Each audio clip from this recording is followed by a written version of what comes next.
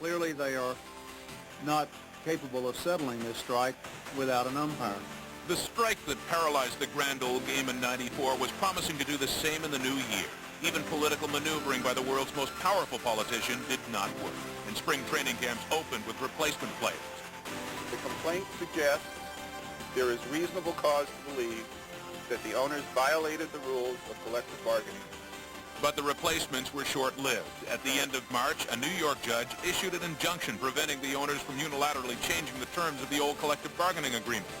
The players were free to end their strike and return to play.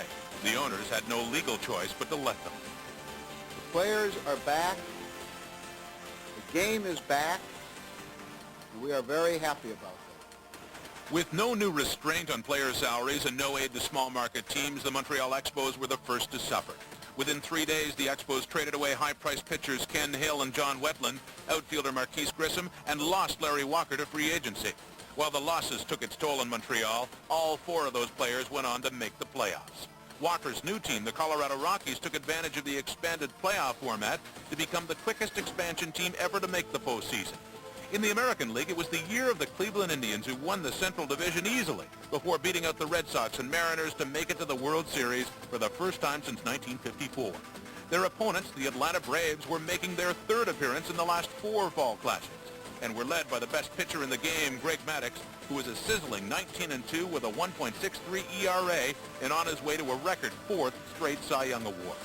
Though Maddux only dominated one of his 2 World Series starts, the rest of the Braves pitching staff, led by Series MVP Tom Glavine, had more than enough to pick up any slack. Left center field. Grissom on the run. The team of the 90s has its world championship. In the wake of this strike-shortened season, Canada's other Major League team began dismantling as well. The Blue Jays lost free agents Al Leiter and Devon White to Florida, Paul Molitor to the Twins, and Roberto Alomar to Baltimore, who rejoins Pat Gillick, who left Toronto's front office to become the Orioles GM. And the man who was forced to dump off all the high-priced Expos decided he'd seen enough as Kevin Malone resigned as Montreal GM after just 2 seasons. In the face of ownership uncertainty and no labor agreement, both of Canada's baseball teams have long roads to rebuild.